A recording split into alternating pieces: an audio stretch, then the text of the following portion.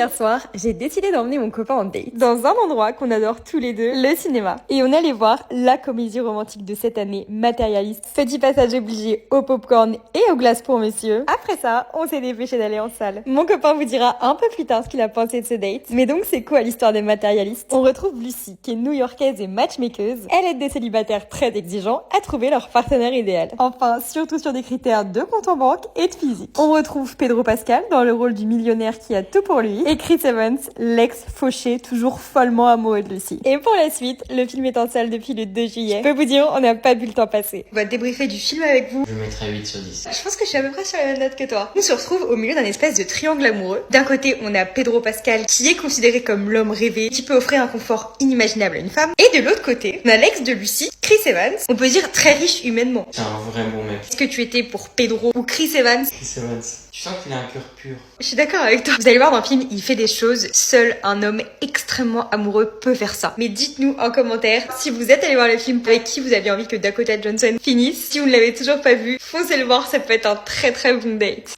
Bisous!